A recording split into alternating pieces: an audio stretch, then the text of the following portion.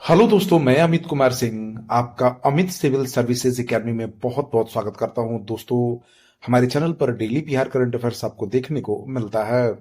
आज मैं आपके लिए 12 से 15 जनवरी 2025 के सभी इंपॉर्टेंट बिहार करंट अफेयर्स को लेकर हाजिर हूं।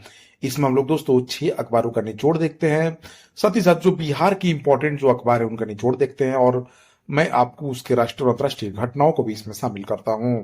तो ये दोस्तों एक कंप्लीट वीडियो हो जाता है जिसमें आपको बिहार के साथ साथ नेशनल और इंटरनेशनल खबर आपको देखने को मिल जाता है डेली का। तो चलते हैं आज के पहले क्वेश्चन की तरफ।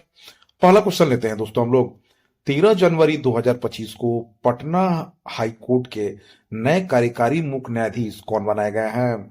देखिए दोस्तों, 13 जनवरी 2025 को पटना हाई कोर्ट के नए कार्यकारी मुख्य न्यायाधीश न्यायमूर्ति आशुतोष कुमार बनाए गए हैं। जो पटना हाईकोर्ट के चीफ जस्टिस है न्यायमूर्ति के विनोद चंद्रन, उनको सुप्रीम कोर्ट का जज बनाया गया है। यह घोषणा केंद्रीय कानून मंत्री अर्जुन राम मेघवाल ने की है। कॉलेजियम ने इसकी सिफारिश की थी कि विनोद चंद्रन की नियुक्ति के साथ ही अब सुप्रीम कोर्ट के जजों की संख्या 33 हो जाएगी। सुप्रीम कोर्ट में जजों की कुल स्वीकृत संख्या 34 है। पटना हाईकोर्ट की स्थापना 3 फरवरी 1916 को की गई थी। माननीय सर एडवर्ड मेनार्ड चेमियर पटना उच्च न्यायालय के पहले मुख्य न्यायाधीश थे। माननीय पंडित लक्ष्मीकांत झा स्वतंत्रता के बाद पटना उच्च न्यायालय के पहले भारतीय मुख्य न्यायाधीश थे। मुख्यमंत्री नीतीश कुमार ने बिहार के किस जिले से निकलने वाली बालान नदी में गाद की उड़ाही करने का निर्देश दिया है? तो दोस्तों ये समस्तीपुर है। दोस्तों, इससे बहुत सारी इंपॉर्टेंट क्वेश्चन पूछे जा सकते हैं। मुख्यमंत्री अभी नीतीश कुमार प्रगति यात्रा पर है। वो हर एक जिलों को कुछ न कुछ पैकेज की घोषणा कर रहे हैं। मुख्यमंत्री नीतीश कुमार ने बिहार के समस्तीपुर जिले से निकलने वाली बालान नदी में गाद की उड़ाही करने का निर्देश दिया है। बालान नदी से गाद निकालने के लिए 122 करोड़ रुपए खर्च किए जाएंगे। देखिए दोस्तों, क्वेश्चन यहां से ये इंपॉर्टेंट है, बालान नदी जो है जमुआरी और नून नदी से मिलकर बना है। ये क्वेश्चन आपसे पूछा जा सकता है। बीपीएससी बिहार एसएससी में ये बहुत बार क्वेश्चन पूछा हुआ है। बहुत सारे कौन सी नदियां मिलकर कोई नदी बनाती है?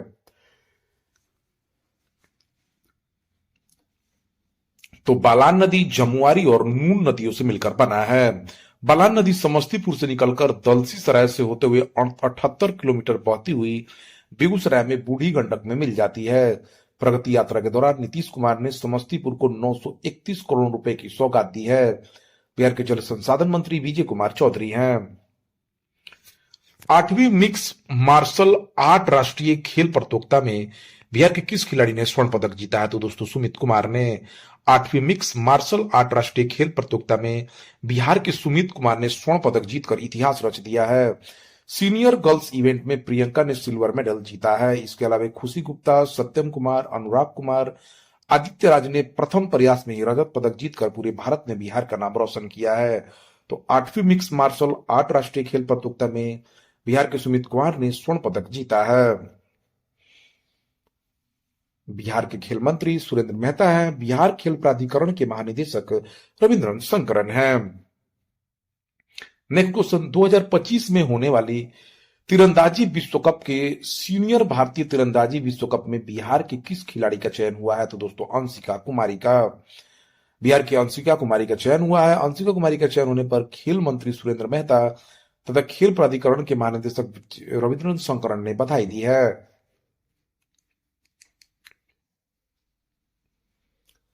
5वीं क्वेश्चन की तरफ, ब्रह्मपुर ओडिशा में आयोजित अस्मिता खेलो इंडिया महिला राष्ट्रीय भारोत्तोलन चैंपियनशिप में बिहार के किस खिलाड़ी ने 2 स्वर्ण पदक जीतकर इतिहास रच दिया है? तो ये खुशबू कुमारी है। दोस्तों, ब्रह्मपुर ओडिशा में आयोजित अस्मिता खेलो इंडिया महिला राष्ट्रीय भारोत्तोलन चैंपियनशिप में बिहार की खुशबू कुमारी ने 2 स्वर्ण पदक जीतकर इतिहास रच दिया। इसके अलावा शालिनी कुमारी ने कांस्य पदक जीता है। तो खुशबू कुमारी दोस्तों इनको ध्यान रखिए।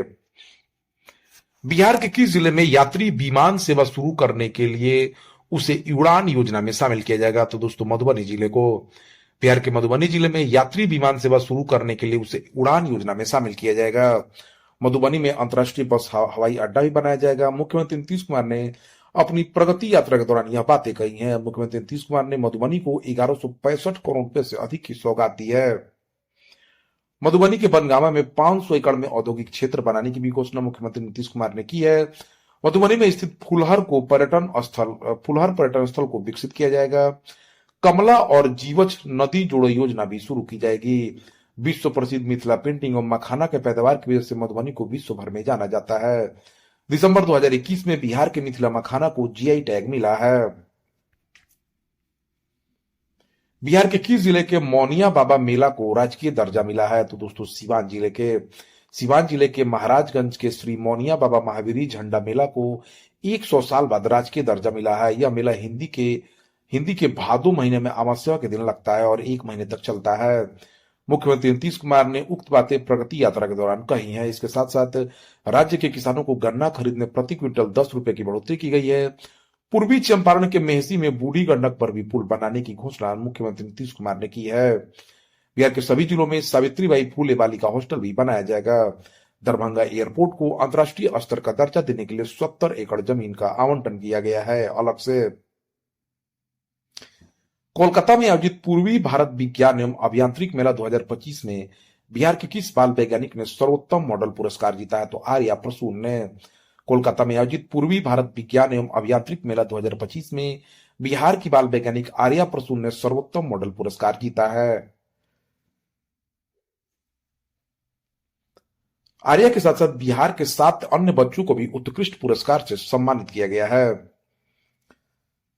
राष्ट्रीय रैंकिंग पिकल बॉल चैंपियनशिप में बिहार के खिलाड़ियों ने कितना पदक जीता है? तो दोस्तों 11 पदक। राष्ट्रीय रैंकिंग पिकल बॉल चैंपियनशिप में बिहार के खिलाड़ियों ने 7 पदक जीता है। बिहार के खिलाड़ियों ने 1 स्वर्ण, 7 रजत तथा 3 कांस्य पदक जीते हैं। 19 वर्ष से कम आयु वर्ग के बालक युगल में आदित्य गुप्ता तथा रितम चावला की जोड़ी ने स्वर्ण पदक जीतकर इतिहास रच दिया है। बिहार के किस जिले के रहने वाले रवि कुमार यादव ने 19वीं कैडेट अंडर 17 राष्ट्रीय तलवारबाजी प्रतियोगिता में कांस्य पदक जीता है? तो दोस्तों पूर्वी चंपारण ने।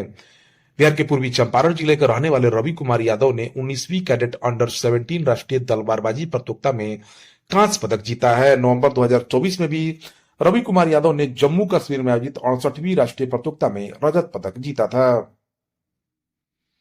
नाग mark 2 anti tank guided missile किस संगठन द्वारा विकसित किया गया है? तो डीआरडीओ द्वारा। भारत ने अपनी रक्षा क्षमताओं में महत्वपूर्ण प्रगति का प्रदर्शन करते हुए तीसरी पीढ़ी की एंटी टैंक गाइडेड मिसाइल नाग मार्क 2 का सफलतापूर्वक फील्ड परीक्षण किया है। नाग मार्क 2 भारत के रक्षा अनुसंधान और विकास संगठन द्वारा विकसित तीसरी पीढ़ी की एंटी टैंक गाइडेड मिसाइल है। रक्षा मंत्रालय ने बताया कि यह परीक्षण हाल ही में राजस्थान के पोखरण में वरिष्ठ सैन्य अधिकारियों की मौजूदगी में फायरिंग रेंज में किए गए हैं। डीआरडीओ के प्रमुख समीर वी कामत है। डीआरडीओ का गठन 1958 में किया गया था। यह मिसाइल फायर एंड टारगेट तकनीक पर आधारित है, यानी इसे दागने के बाद दोबारा निर्देशित करने की आवश्यकता नहीं होती। नाग मिसाइल को डीआरडीओ ने 300 करोड़ रुपए की लागत से विकसित किया है। इसका पहला सफल परीक्षण 1990 में किया गया था।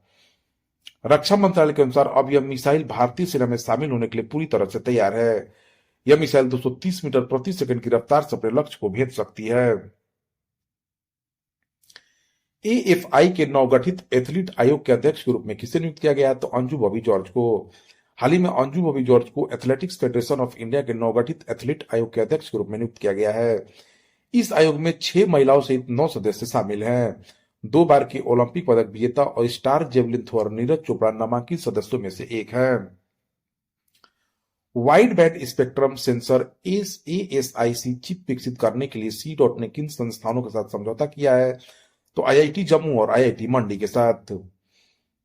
दूरसंचार विभाग की प्रमुख इकाई centre for development of telematics C-DOT ने भारतीय प्रौद्योगिकी संस्थान जम्मू के सहयोग से भारतीय प्रौद्योगिकी संस्थान मंडी के साथ स्पेक्ट्रम उपयोग को बढ़ावा देने के लिए wide band spectrum sensor ASIC chip विकसित करने के समझौतों पर हस्ताक्षर किए हैं। इसका उद्देश्य अत्याधुनिक अगली पीढ़ी की दूरसंचार स्वदेशी प्रौद्योगिकी विकसित करना है। आईपीएल टीम पंजाब किंग्स का नया कप्तान किसे नियुक्त किया गया है? तो दोस्तों बल्लेबाज श्रेयस अय्यर को। श्रेयस अय्यर को आधिकारिक तौर पर 2025 इंडियन प्रीमियर लीग सीजन के पंजाब किंग्स का कप्तान नामित किया गया है। अय्यर 3 अलग अलग आईपीएल फ्रेंचाइजी का नेतृत्व करने वाले पहले भारतीय क्रिकेटर बन गए हैं। श्रेयस दिल्ली कैपिटल्स और कोलकाता नाइट राइडर्स की कप्तानी भी कर चुके हैं और पिछले संस्करण के विजेता कप्तान भी हैं। हाल ही में नवाफ सलाम को किस देश के नए प्रधानमंत्री के रूप में नियुक्त किया गया है? तो दोस्तों लेबनान के नवाफ सलाम को लेबनान के नए प्रधानमंत्री के रूप में नियुक्त किया गया है। राष्ट्रपति जोसेफ ऑन ने हाल ही में इसकी घोषणा की है।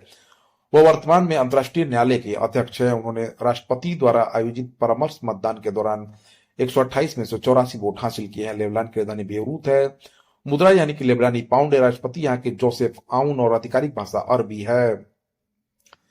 जेड मोर टनल या सोनमर्ग टनल का उद्घाटन किसने किया? तो दोस्तों प्रधानमंत्री नरेंद्र मोदी ने। पीएम मोदी ने 13 जनवरी 2025 को जेड मोड़ तरंग सुरंग का उद्घाटन किया है, जिसे अब आधिकारिक तौर पर सोनमर्ग सुरंग का नाम दिया गया है। सुरंग का निर्माण 2700 करोड़ से अधिक की लागत पर किया गया। इस प्रोजेक्ट का उद्देश्य श्रीनगर और लद्दाख के बीच कनेक्टिविटी को बढ़ाना है।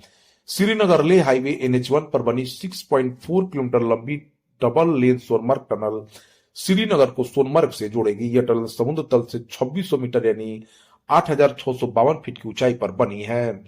बर्फबारी की वजह से श्रीनगर से सोनमर्ग हाईवे 6 महीने बंद रहता था। टनल बनने से लोगों को ऑल वेदर कनेक्टिविटी मिलेगी। जेड मोड़ टनल 2700 करोड़ रुपए की लागत से बनी है। इसके निर्माण 2015 में शुरू हुआ था। टनल 434 किलोमीटर लंबे श्रीनगर कारगिल लेह हाईवे प्रोजेक्ट का हिस्सा है। इस प्रोजेक्ट के तहत 31 टनल बनाई जा रही है, जिसमें से 20 जम्मू कश्मीर और 11 लद्दाख में है।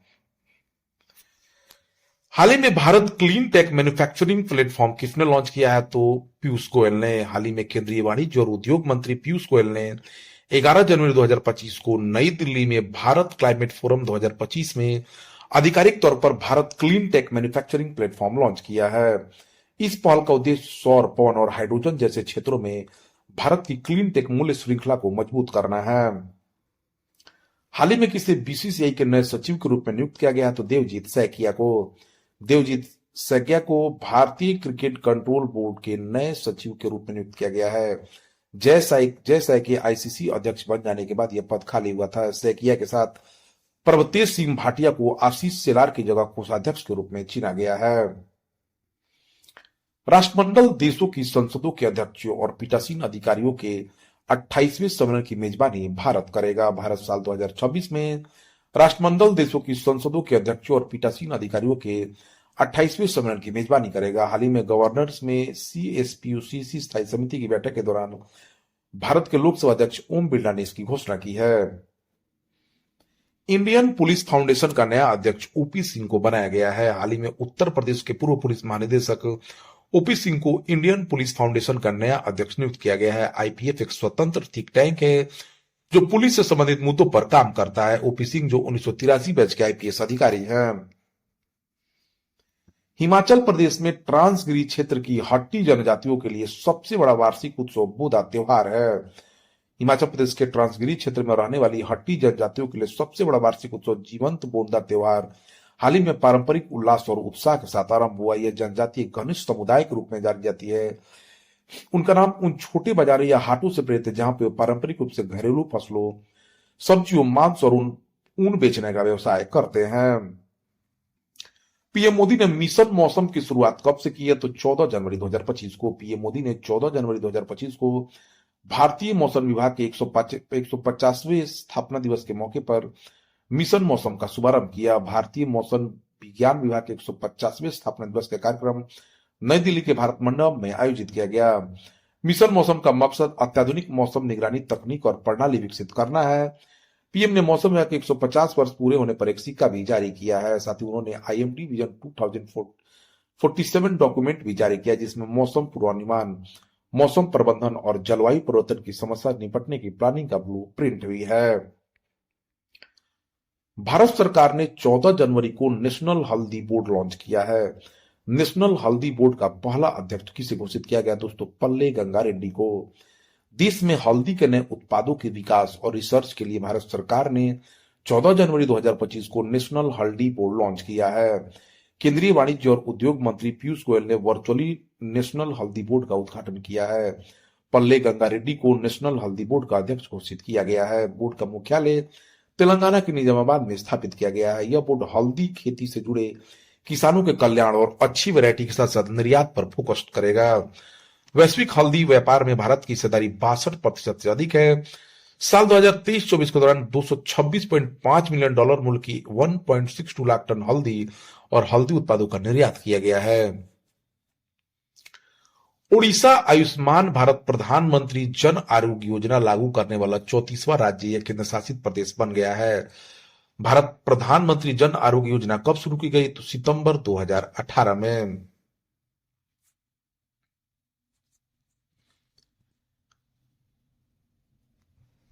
अब केवल दिल्ली और पश्चिम बंगाल में ही भारत प्रधानमंत्री जन आरोग्य योजना लागू नहीं है।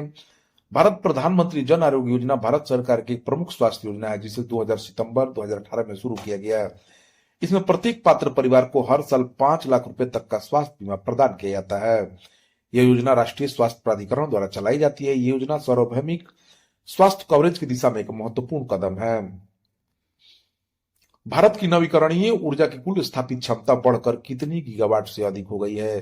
तो 209.44 गीगावाट हो गई है दोस्तों। भारत की नवीकरणीय ऊर्जा की कुल स्थापित क्षमता दिसंबर 2024 तक बढ़कर 209.44 गीगावाट तक पहुंच गई है, जो दिसंबर 2023 में 180.80 गीगावाट थी। नवीन और नवीकरणीय ऊर्जा मंत्रालय ने 13 जनवरी को इसकी जानकारी दी है। साल 2024 के दौरान जोड़ी गई कुल क्षमता 28.64 गीगावाट रही है। यह आंकड़ा पिछले साल की तुलना में 15.84% की बढ़ोतरी को दर्शाता है। साल 2024 में सौर ऊर्जा 24.54 गीगावाट की बढ़ोतरी हुई, जो साल 2023 में 73.32 गीगावाट से साल 2024 में 97.86 गीगावाट तक 33.47% की वृद्धि को दर्शाता है। वहीं साल 2024 में अतिरिक्त 3.42 गीगावाट स्थापित होने से कुल पवन क्षमता बढ़कर 48.16 गीगावाट हो गई है। भारत ने साल 2030 तक 500 गीगावाट नवीकरणीय ऊर्जा प्राप्त करने का लक्ष्य रखा है। राष्ट्रपति द्रौपदी मुर्मू ने किस दिन को वर्चुअली ओडिशा में प्रमुख डेयरी और पशुधन पहल का उद्घाटन किया? तो 13 जनवरी 2025 को। इस पहल का उद्घाटन समारोह ओडिशा के मयूरभंज जिले में किया गया। इन कार्यक्रमों का मकसद ग्रामीण आजीविका को बढ़ाना, पशुधन उत्पादकता में सुधार करना और क्षेत्र में पोषण संबंधी चुनौतियों का समाधान करना है। इन पहलों को मत्स्य पालन, पशुपालन और डेयरी मंत्रालय के तहत पशुपालन और डेयरी विभाग के नेतृत्व में शुरू किया गया। इससे उड़ीसा दूध खरीद क्षमता को 5 लाख से बढ़ाकर 10 लाख लीटर प्रतिदिन करेगा।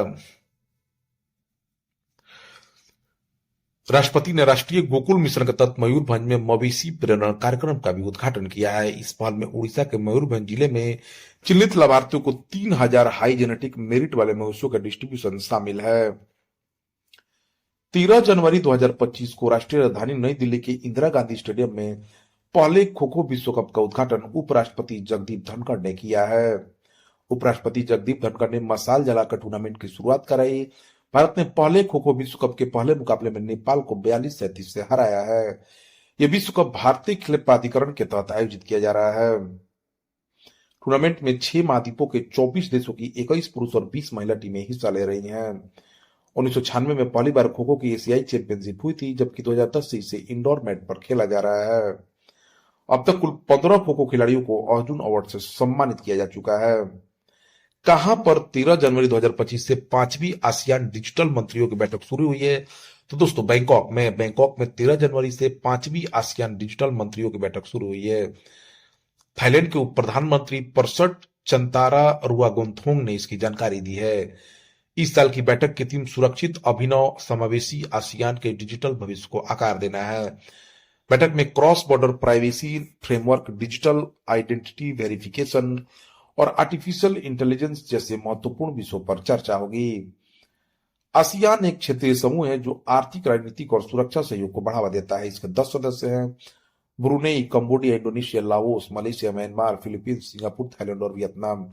इनके अलावा ऑस्ट्रेलिया, चीन, भारत, जापान, दक्षिण कोरिया और न्यूजीलैंड सहभागी देश है। इसकी स्थापना अगस्त 1967 में बैंकॉक, थाईलैंड में आसियान के संस्थापकों अर्थात देशों द्वारा की गई थी। इसकी अध्यक्षता सदस्य राष्ट्रों द्वारा अंग्रेजी के शब्दों के क्रम में वार्षिक रूप से की जाती है। अमेरिकी पत्रिका ने किसे भाला फेंक में दुनिया का सर्वश्रेष्ठ पुरुष एथलीट घोषित किया? तो नीरज चोपड़ा को। मशहूर अमेरिकी पत्रिका ट्रैक एंड फील्ड न्यूज ने 11 जनवरी 2025 को भारतीय खिलाड़ी नीरज चोपड़ा को साल 2024 में भाला फेंक में दुनिया का सर्वश्रेष्ठ पुरुष एथलीट करार दिया है। नीरज चोपड़ा ने पेरिस ओलंपिक 2024 में सिल्वर मेडल जीता था। चोपड़ा 2023 की पुरुषों की भाला फेंकिंग रैंक में शीर्ष स्थान पर थे। उन्होंने कैरिबियन देश ग्रेनाडा के 2 बार के विश्व चैंपियन एडरसन पीटर्स को पीछे छोड़ा है। ट्रैक एंड फील्ड पत्रिका 1948 से प्रकाशित हो रही है। हर साल विश्व और अमेरिकी रैंकिंग प्रकाशित करती है। 2026 में 28वें conference on speakers and presiding officer of the commonwealth की मेजबानी भारत करेगा।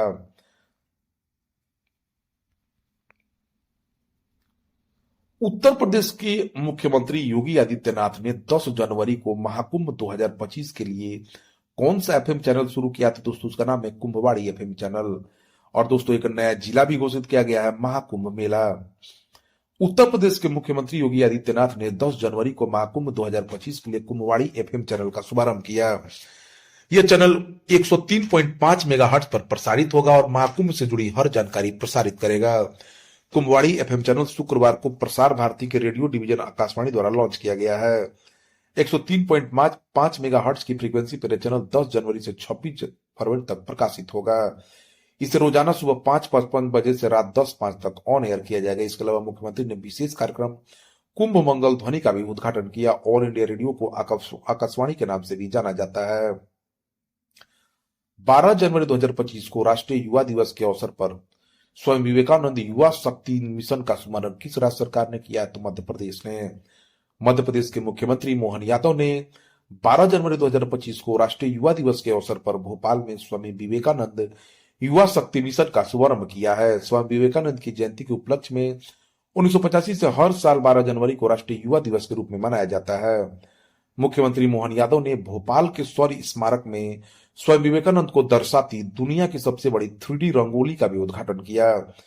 स्वामी विवेकानंद युवा शक्ति मिशन को प्रधानमंत्री नरेंद्र मोदी के मार्गदर्शक सिद्धांत ज्ञान गरीबों, युवाओं, किसानों और महिलाओं पर ध्यान केंद्रित करने को रखते हुए स्वामी विवेकानंद के सिद्धांतों से प्रेरित होकर राज्य सरकार द्वारा शुरू किया गया है। इस अवसर पर मुख्यमंत्री ने स्वामी विवेकानंद युवा शक्ति मिशन पोर्टल और थीम गीत का भी शुभारंभ किया है।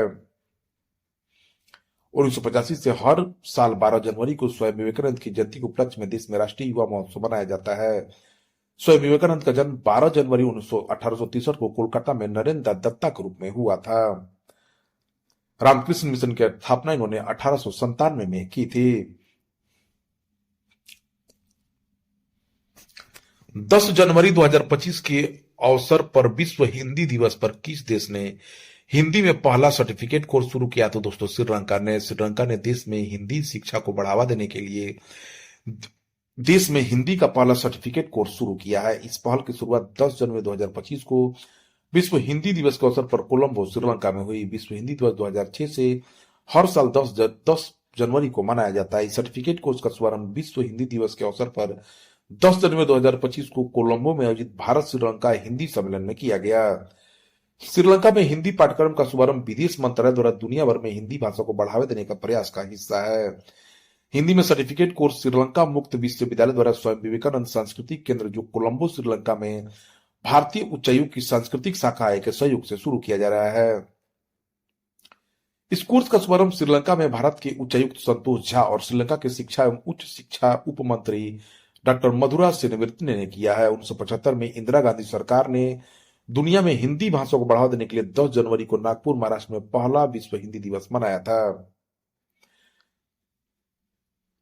देखिए दोस्तों, राष्ट्रीय हिंदी दिवस 14 सितंबर को मनाया था। यह विश्व हिंदी दिवस से अलग है क्योंकि इसी दिन भारत की संविधान सभा द्वारा हिंदी भाषा को देवनागरी के रूप में आधिकारिक भाषा के रूप में अपनाया गया।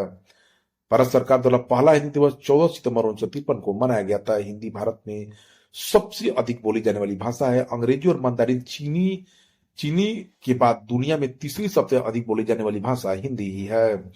श्रीलंका के राष्ट्रपति अनुरा कुमार दिसानायके है। श्रीलंका के प्रधानमंत्री हरिनी अमरसूरिया है। अजंता एलोरा अंतर्राष्ट्रीय फिल्म महोत्सव 2025 में पद्म पाड़ी लाइफ टाइम अचीवमेंट अवार्ड से साई परांजपे को सम्मानित किया गया है। उनकी महत्वपूर्ण फिल्में जैसे स्पर्श, चश्मे बद्दूर, कथा और साज के लिए जाने जाते हैं।